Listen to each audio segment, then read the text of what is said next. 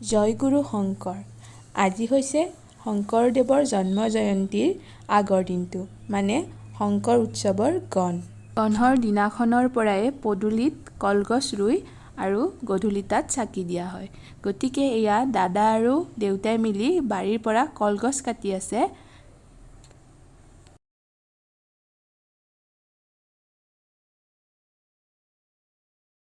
আৰু এইখিনি কাম কৰি আমি গ'লোঁ গাঁৱলৈ, কাৰণ তাত প্ৰধান চৌকসমূহত ভাওনা প্ৰদৰ্শন হয়। আৰু এয়া তাৰে এটা দৃশ্য। ভাওনাখন হৈছে দুষাখন বধ।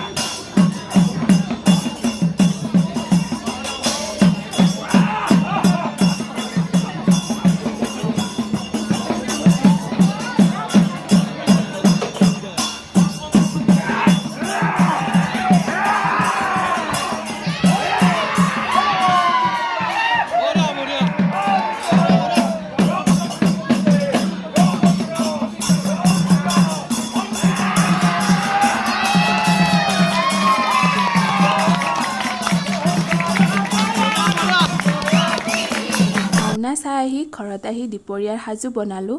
আৰু দুপৰীয়াৰ সাজত আছিল কচু, সৰু মাছ পাতত দিয়া, আৰু এয়া হৈছে বেঙেনা আৰু শুকান মাছৰ ভাজি আৰু লাও কোমোৰা মাছ আঞ্জা আৰু ভাত। ধুনীয়াকৈ ভাতখিনি খাই ল'লোঁ।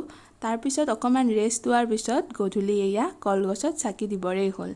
এয়া মই আৰু বৌ মিলি কলগছত ধুনীয়াকৈ চাকিখিনি লগাই লৈছোঁ।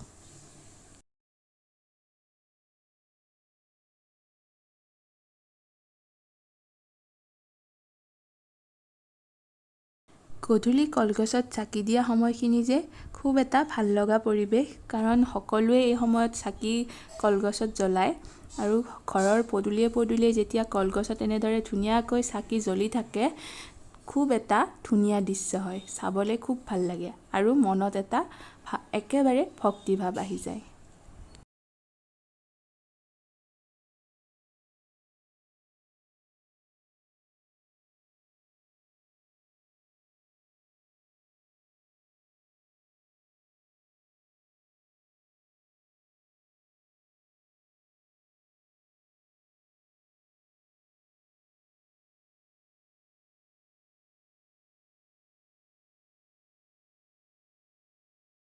এনেদৰে ধুনীয়াকৈ ঘৰত চাকিখিনি জ্বলাই আমি গ'লোঁ শংকৰ মন্দিৰলৈ, কাৰণ এইবাৰ শংকৰ মন্দিৰৰ শতবৰ্ষ, গতিকে শংকৰ উৎসৱ একেবাৰে ধুমধামেৰে পালন কৰা হৈছে। কাৰ্যসূচীও 6 দিনীয়া, গতিকে আপোনালোকক মই যিমানখিনি পাৰোঁ বাৰু দেখুৱাই গৈ থাকিম। আৰু এয়া আমি গৈ পালোঁ শংকৰ মন্দিৰ। চাওকচোন কিমান ধুনীয়াকৈ লাইটেৰে সজোৱা হৈছে। আৰু এয়া ভিতৰ ভাগ, তাত আমি সেৱা সন্মান কৰি ল'লোঁ ধুনীয়াকৈ।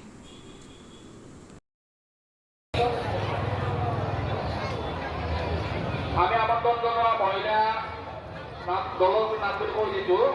শেৱালী গোষ্ঠৰ নামতি দল, আই মনোৰমা নামতি দল আৰু মিলিমিলি নামতি দল। শংকৰ মন্দিৰত সেৱা সন্মান কৰি আমি এতিয়া গৈ আছোঁ শংকৰ ধামলৈ। তাতো বিভিন্ন ধৰণৰ ভাওনা চলি আছে।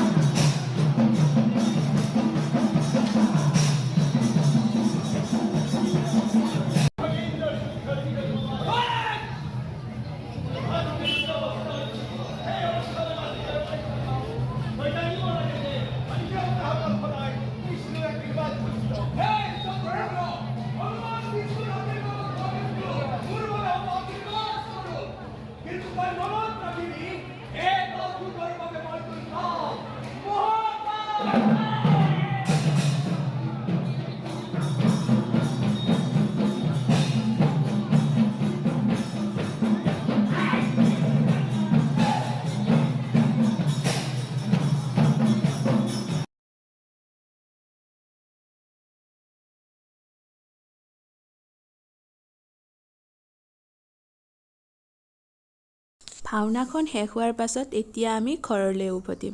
আপোনালোকৰ বাৰু কেনেকুৱা লাগিল জনাবচোন। আমাৰ শুৱালকুছিৰ শংকৰ উৎসৱৰ গন্ধৰ দিনটো কালি বাৰু উৎসৱ আছে, সেইখিনিও মই আপোনালোকক নেক্সটো ভিডিঅ'ত দেখুৱাম।